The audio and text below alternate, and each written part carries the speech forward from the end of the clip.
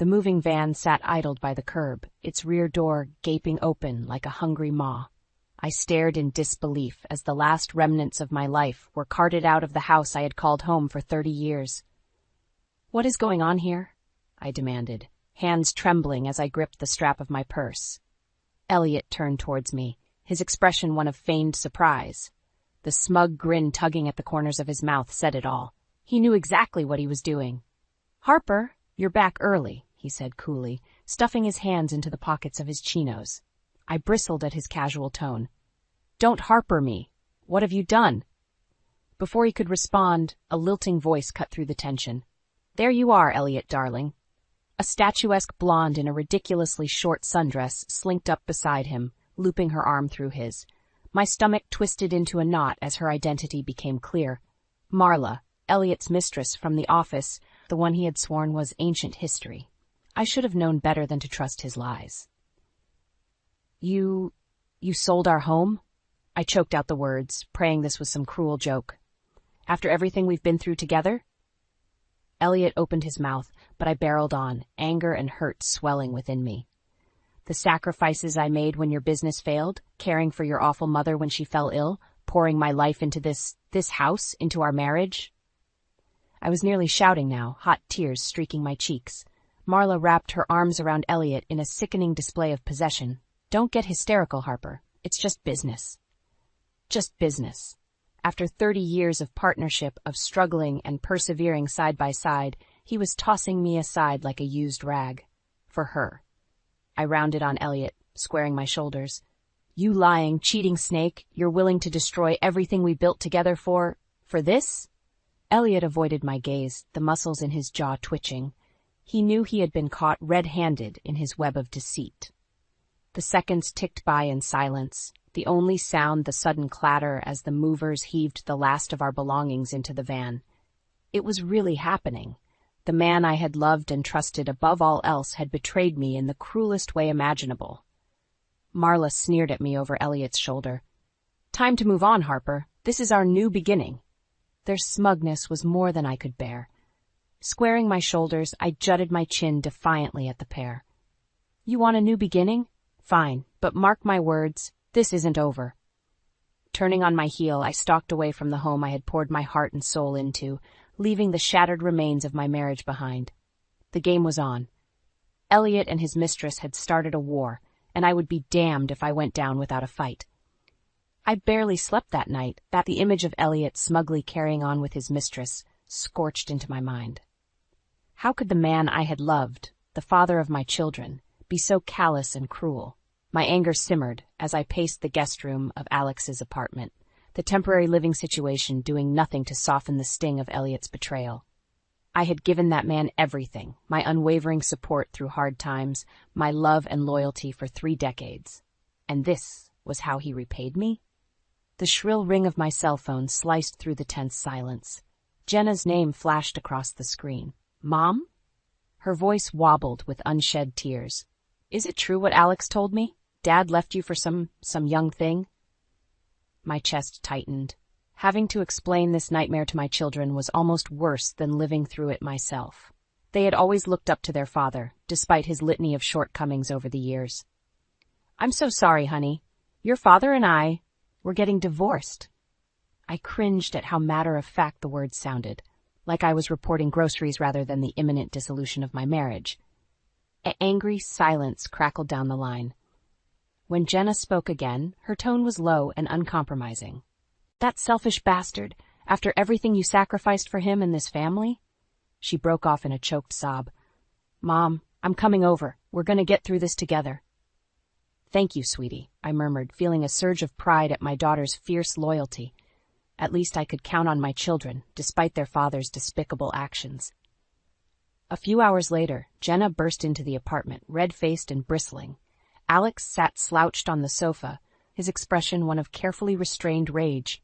"That low-life piece of scum," Jenna spat, flinging herself into the armchair beside me, "throwing away 30 years of marriage for a cheap fling? Unfreaking believable." "Jenna," Alex warned in a low voice. "No, Alex, I won't stay quiet. He humiliated Mom in the worst way." She wheeled towards me, eyes blazing. Please tell me you're taking him for every last penny." I studied my daughter's fierce protectiveness and loyalty, my heart swelling despite the misery of my circumstances. This was the family I cared about, the ones who had my back no matter what. Squaring my shoulders, I returned Jenna's determined stare. "You're damn right I am. If that rat bastard Elliot thinks he can just discard me and our marriage, he has another thing coming." My gaze slid towards Alex, who gave a somber nod of agreement. A muscle twitched in his clenched jaw.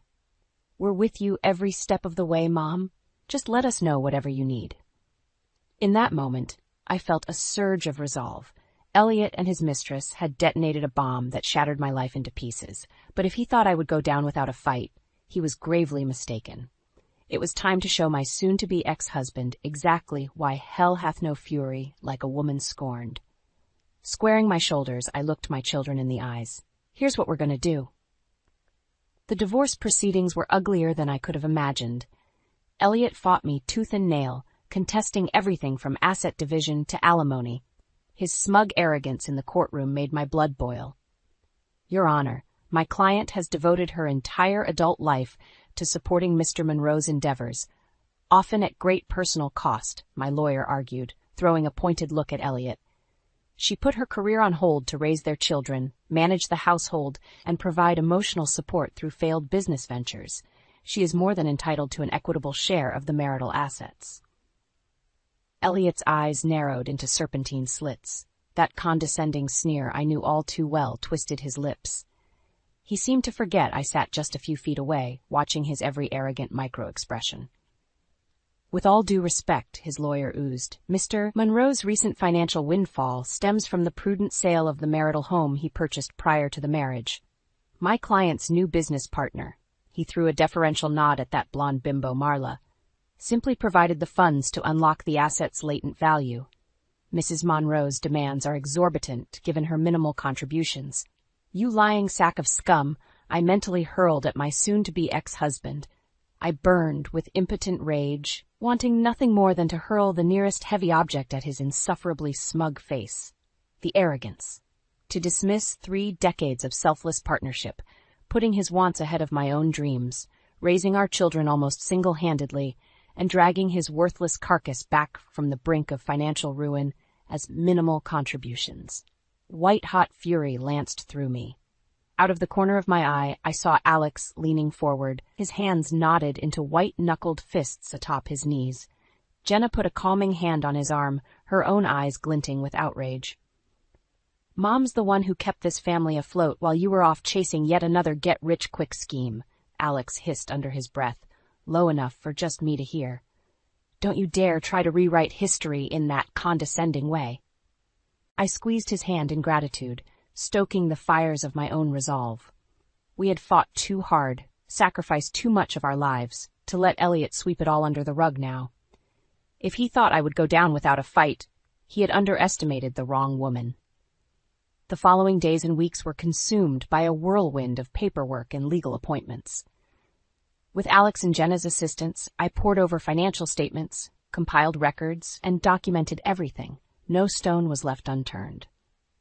Gone were the days of meekly accepting Elliot's decisions, of surrendering pieces of myself for his desires and ego. I would expose every lie, every despicable act for the world to see. Elliot Monroe was about to learn a brutal lesson. You didn't get to spend 30 years leeching off a spouse's sacrifices and loyalty, discarding them like a used rag for your own selfish gratification without suffering immense consequences. Not on my watch.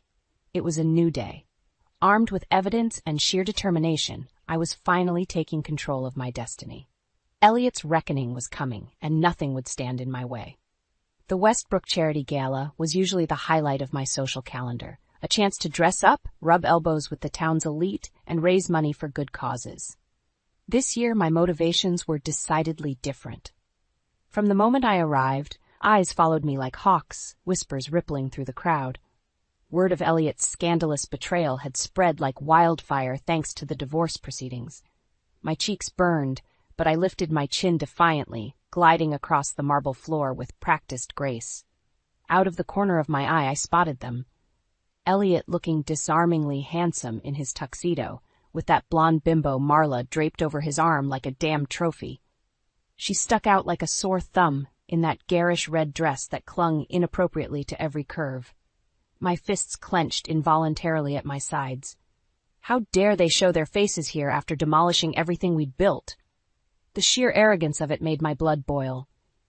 Elliot caught my withering stare and quickly averted his eyes, suddenly finding the crystal chandelier overhead fascinating. Good, let the craven weasel squirm under my gaze for once. Marla, however, sneered back at me, her scarlet lips curving into a mocking smile as she ran her ringed fingers along Elliot's arm in a possessive display. My jaw clenched hard enough to crack teeth. The MC's voice abruptly boomed from the speakers, beckoning everyone to their seats for the program's commencement. I took a fortifying breath, smoothing my hands over my evening gown. It was now or never. Abandoning my usual table, I weaved through the clusters of impeccably dressed guests until I stood front and center on the stage, microphone in hand. "Good evening, everyone," I began in a tone of forced civility. "As you all may know, I'm going through a difficult transition in my personal life currently." Elliot went rigid in his seat, realization dawning across his features. Marla's eyes narrowed to serpentine slits, her over-glossed lips parting in outrage. My voice carried flawlessly to every corner of the vaulted ballroom. My husband of 30 years has chosen to abandoning our marriage vows, our family, and everything we built together in pursuit of. I threw Marla a pointed look, more self-indulgent desires. A shocked murmur rippled through the crowd like a Mexican wave. Elliot's ruddy face colored even further under the spotlight's glare. While I'm sure he and his new associate are quite proud of their clandestine dalliances, I wouldn't feel right letting such a prominent member of our community get away with such appalling deceptions. Marla shot to her feet, perfectly plucked eyebrows slanted furiously over her pale blue eyes. "How dare you drag us through the mud this way?" she shouted, planting her hands on her canted hips. "This is low, even for you." A vindicated smirk tugged at my lips. "Low?" I echoed over the crowd's stunned gasps. "Low is cheating on your wife of 3 decades and abandoning your family for a cheap fling. Low is lying, gaslighting, and manipulating those closest to you for your own selfish appetites." I leveled my gaze at Marla and the pinched, crimson-faced Elliot behind her. "No, revealing the unvarnished truth about your contemptible actions. That is justice. Maybe next time you'll both think twice before carelessly destroying human lives in pursuit of your transient desires." Turning on my heel, I surrendered the stage to thunderous applause and whistles, watching in satisfaction as Elliot buried his flaming face in his hands. The gloves were off. In front of the entire town, I had drawn the battle lines. Let the war begin. The gavel struck the wooden sound block with a decisive thump, echoing through the courtroom. My hands trembled as Judge Reynolds cleared his throat, shuffling through the stack of documents on his bench. In the matter of the divorce proceedings between Harper Monroe and Elliot Monroe, his voice carried the weight of finality. Elliot sat ramrod straight beside his lawyer, his expression unreadable. I forced myself to meet his gaze, letting none of the turbulent mix of anger, grief, and vindication roiling inside me show. After months of vicious legal battles, falsified financial records, and levels of deception I'd never imagined possible from the man I once loved, it all came down to this moment.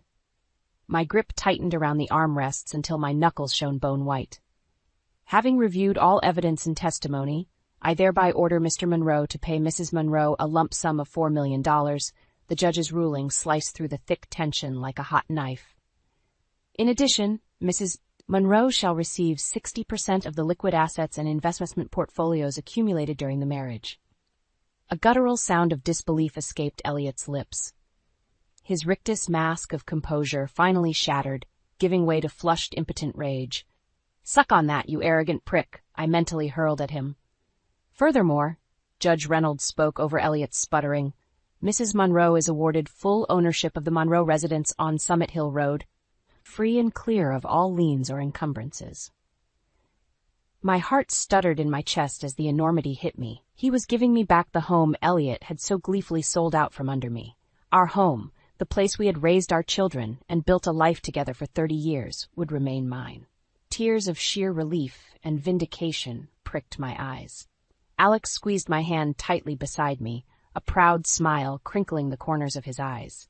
"That lying snake got exactly what he deserved," he murmured under his breath. Jenna leaned across him and enveloped me in a fierce hug, openly weeping tears of joy. Beyond them, Elliot sat utterly motionless, his face drained of all color. The full weight of his actions had finally caught up with him. As I strode triumphantly from the courtroom to raucous cheers and applause from my friends and supporters, I was vividly reminded of the scorpion and frog fable. Elliot had thoughtlessly stung me, his faithful partner who carried him across the tumultuous waters of life, and now he would drown in the consequences of his treachery. But I intended to do more than simply survive his betrayal. With this ruling, I had been afforded a new lease on life, a chance to heal, to rebuild, and to pursue all the hopes and dreams I had put on hold for that ungrateful bastard. And I would be damned if I didn't take this second chance and run with it full throttle. 6 weeks later, I stood in the marble foyer of my reacquired home, drinking in the warm, familiar surroundings as the moving crew unloaded my belongings. The mover grunts and thuds providing a stark counterpoint to the eerie silence and memories that hung thick in the air. This place had been the backdrop to my once happy marriage, the birthplace of cherished family memories, unbreakable bonds between husband and wife, and dreams of growing old together. Elliot's lies and callous greed had very nearly ripped it all away. But not anymore. Tilting my chin up, I surveyed the cavernous front room, envisioning the fresh start taking shape before me. This house, this life, belonged solely to me and my children now. The shackles of deception and manipulation were finally severed. It was time to reclaim my dignity, my identity, and take that first defiant step into my bold new chapter. Just when I thought I was finally free of Elliot's treachery, the other shoe dropped with a sickening thud. "You're doing what?" I sputtered, gaping at Jenna over the breakfast bar. She slid a sleek brochure across the granite countertop toward me with a grim look. "Dad and Marla are opening up some sort of luxury bed and breakfast." My stomach twisted into a queasy knot as I scanned the high-gloss photos advertising their premier inn and chateau in a pristine mountain setting. I could only imagine how much of my divorce settlement went into funding this mockery. "That arrogant son of a bitch," I hissed under my breath. "The place opens in 3 months," Jenna continued, fire blazing behind her eyes. "Using the cash he swindled from selling our home, no less." Bitter bile burned the back of my throat. Of course that weasel Elliot wouldn't be content until he'd twisted the knife one last time, flaunting his ill-gotten trophy acquisition in a lavish new business venture. It was the ultimate insult. In that fateful moment, something inside me hardened like carbon under immense pressure. Elliot had made his move, ramming home just how little our marriage and my sacrifices had ever meant. The gloves were officially off. "You know what?" I said, looking up at Jenna with a steely determination. "Two can play at this game." Over the next couple weeks, I quietly put my business skills to work. Between the millions from my divorce settlement, unbridled passion, and an unquenchable drive to crush Elliot once and for all, those old familiar thrills of strategizing and building something from the ground up reignited hot in my veins. Before long, the pieces fell into place with impeccable precision. The perfect location secured, permits and licenses filed, and employees hired. Elliot's smug comeuppance had become my singular obsession. Of course, I kept the entire operation strictly under wraps, waiting for the perfect opportunity to skin the cat. That chance arose when Alex called me with a frantic update. "Mom, you'll never guess what. They invited us to some big launch party for their stupid inn." Elliot and his mistress, foolishly dangling their bait. I could taste the sweet promise of revenge on my tongue. "Did they now?" I purred into the phone. My son's confusion was palpable. 2 weeks later, Elliot and I stood amidst the opulent trappings of his Monroe Inn and Resort launch gala. With a bored flick of the champagne flute, I signaled Alex to join us by the towering picture windows. Elliot's serpentine gaze immediately narrowed with displeasure, so predictable. "I must congratulate you both on this quaint establishment," I began. My tone dripped with sugary condescension. Marla bristled, straightening the tight bodice of her obscene cocktail dress. "Why, Harper, how big of you to join our celebration." Elliot merely stared at me, dumbfounded. Although, I can't help feeling it's missing. Something. I paused dramatically, watching fresh color bloom across his cheeks. Some competition, if you will, to keep you on your toes. Competition? His voice finally barked out a brusque response. What the devil are you talking about? With a serene smile, I looped my arm through Alex's elbow. Why don't I show you both instead? We swept through the ballroom, Elliot and his trampy mistress gawking like hooked fish at our heels. A bank of French doors waited at the opposite end, where the remainder of my crew hovered in anticipation. Elliot, Marla, welcome to the grand opening of the Chateau Sophia. At my signal, the doors swung wide, revealing the sprawling vista of the property I had meticulously assembled to be bigger, bolder, and infinitely more upscale than their paltry imitation. Their jaws dropped in horror at the sight. You didn't really think I was going to let you prance around with my life's work unchallenged, did you? My eyes glittered with malicious glee. As my new employees swarmed the terrace behind me, a messenger arrived with urgent news for Elliot. His backers were pulling funding over the 11th hour competition. The arrogant blowhard gaped at me, the color rapidly draining from his blustered features. I offered a mocking toast of my champagne glass. To new beginnings, darling. Welcome to the hospitality wars. The opening months of the Chateau Sophia could hardly have gone better. Our elegant, rustic chic accommodations and curated experiences were an immediate hit, drawing rave reviews and becoming the area's hottest destination. In stark contrast, Elliot's half-baked Monroe Inn and Resort limped along in obscurity. Their online listings were littered with scathing critiques, shabby decor, subpar amenities, and painfully amateurish service chief among the complaints. Seeing that arrogant blowhard receive his long-overdue comeuppance was more satisfying than I could have possibly imagined. Each scathing review, every vacant room, and negative press mention further cemented his colossal failures as both a businessman and human being. Every few weeks, I would gather my team for an all-hands meeting to align our strategy. More than once, Elliot's petty attempts at sabotaging my operations through underhanded tactics were uncovered and swiftly neutralized. The bastard tried bribing the Campbell family to leave us a scathing review, Renee, my operations lead, told me one afternoon. A contemptuous sneer twisted her lips, as if a wealthy clan like that would ever sully their reputation for a few measly bucks. I waved a dismissive hand, hiding my vindicated smirk behind a sip of coffee. That's just how low Elliot will stoop. He's flailing desperately to stay afloat, but it won't be enough. Sure enough, it was barely 2 months into our heated battle for hospitality supremacy that the unraveling began. Rumor had it, Elliot was hemorrhaging cash at an unsustainable clip, having wildly underestimated startup costs and failing to gain a foothold in the market. When the foreclosure notices started appearing in the local paper's legal announcements, I couldn't resist a wry smile of triumph. Textbook overconfident arrogance, bulldozing ahead without doing his due diligence. It was so quintessentially Elliot. Later that week, Alex forwarded me a scathing article about the pending closure of the Monroe Inn. Turns out Elliot had stopped paying vendors, staff, and underlying creditors in a desperate bid to keep the facade going. His investors, those few who hadn't already pulled their funding, were going to get hosed. The comments section was a virtual bonfire of schadenfreude, with locals and former patrons alike torching Elliot for his litany of failures. Just desserts for such a prolific liar and cheat. Not long after, I found myself across the polished alderwood desk from the one and only Elliot Monroe. He was noticeably haggard, the last bastions of his smarmy confidence crumbling under the crushing weight of his debacle. I'm destitute, Harper, he admitted in a hoarse tone, unable to meet my unblinking stare. The business, the investors, it's all gone belly up. I have nothing. The disgraced charlatan finally confessing the depths of his depravity should have felt enormously vindicating. Instead, I just felt hollow, numb to the man whose betrayal had nearly decimated my soul. After everything you did to me, to us, I murmured, gesturing between us. Did you really think I was just going to roll over and let you win? His jaw clenched, tendons straining beneath his ruddy skin. I leaned forward, holding his gaze with steely determination. Wake up and face reality, Elliot.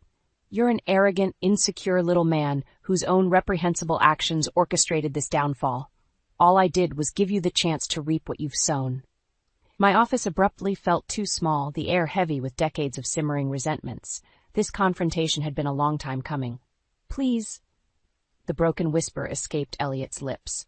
I waited for the rest, but he seemed to shrink further in on himself, deflating like an untied balloon. In that moment, I realized just how profoundly over him I was. The man had gambled away my love, my loyalty, our life, for his own selfish cravings. He deserved no more of my energy or power. Rising to my feet, I smoothed my hands over my skirt and crossed to the door. "I'm afraid there's nothing left to say. Don't let the door hit you on the way out." As Elliot slunk from the office in disgrace, I felt an unfurling sense of finality. Whatever puppet strings had still bound me were severed. My karma delivered. His miserable fate sealed. It was a new beginning in the truest sense. And I had miles more to go before reaching my final form. The warm summer breeze carried the fragrance of freshly bloomed roses and honeysuckle as I stood on the terrace, surveying my personal oasis. After more than a year of stratospheric success with the Chateau Sophia, I had seized the opportunity to expand into a full-service luxury resort and spa. My staff bustled about in crisp uniforms, meticulously prepping for the grand opening gala. Lanterns were strung between marble columns, and sleek white cabanas dotted the immaculate grounds. I inhaled deeply, savoring the sweet air and sense of peaceful accomplishment. This night marked the culmination of a years-long journey, one driven by sheer determination to not just survive betrayal, but to thrive in defiance of it. "It's really something, huh, Mom?" Alex's voice shook me from my reverie. I turned to find him beaming with pride, Jenna looped through his arm in a chic sundress. Despite the years and tumult we'd endured, my children still stood staunchly by my side. "You've built an amazing legacy, one we're all so proud of," Jenna gushed. Emotions swelled in my throat as I pulled them both into a fierce embrace. Just a couple years ago, our family had been in tatters, each of us suffering the devastating blows of Elliot's callous betrayal. We never could have imagined coming out on the other side like this. "I couldn't have done any of this without you two," I said gruffly, blinking back happy tears. "Your love and support gave me the strength to keep going, no matter what." We stood together in comfortable silence, cherishing the profoundly transformed trajectory of our lives. The agonizing days of despair and hurt were finally behind us. A gentle rap on the terrace doors signaled an arrival. I turned to find Justin, the new director of hospitality operations, hovering with an uncertain look. "Apologies for interrupting, Mrs. Monroe, but he's here, asking for you." My stomach clenched instinctively. I already knew who the he in question was. Taking a steadying breath, I nodded for Justin to send him out. No more than a minute later, the terrace doors parted, revealing a shrunken, haggard figure that had once been Elliot Monroe. His expensive suit hung loosely on his diminished frame, his eyes downcast and swallowed by deep hollows. To put it plainly, he looked utterly, irrevocably broken. "Elliot," I greeted with cool detachment, nodding to Jenna and Alex. To their credit, they restrained themselves from any outbursts, simply watching on in stone-faced silence. "Harper, he began, words failing him as his mouth worked soundlessly. With visible effort, he met my gaze, shame and regret etched into the weathered lines of his face. "I just wanted to see the spectacular woman you've become with my own eyes. The strength, the success. You've cemented an enduring legacy while I squandered my own." His laugh was a dejected, hollow rasp. "I gambled away the love of my life, my family, in pursuit of cheap vices and ego strokes. A bigger fool has never walked this earth." My first instinct was to rebuff his pathetic wallowing, to dismiss him as easily as swatting a fly, but some deeper pang of crushed hopes gave me pause. Maybe in another life, another reality where he made different choices, things could have turned out so differently for us. But that path was forever closed to him now, his misery entirely self-wrought. "You're right about one thing," I said after a loaded pause. "This life, this empire, is mine now. One I built from the ashes of the world you burnt to the ground." Elliot staggered back slightly, absorbing the weight of my condemnation. "But I won't have you polluting it with your boorishness any longer," I continued, mustering every fiber of dignity. "Tonight, I'm surrounded by the people who matter most, my loyal family, my driven team, my esteemed guests. You've been excised from this existence entirely." I pierced him with a final, unwavering stare. Now, get off my property before I have security remove you. Without another word, the shell of the man who had once been my husband turned and shambled away in disgrace. A profound sense of closure blossomed within me as I watched him disappear into the gloaming. At long last, I had severed the final tether binding me to my anguished past. Ahead lay an open field of possibility and a hard-won second chance to cultivate the life I deserved. A new chapter was finally beginning.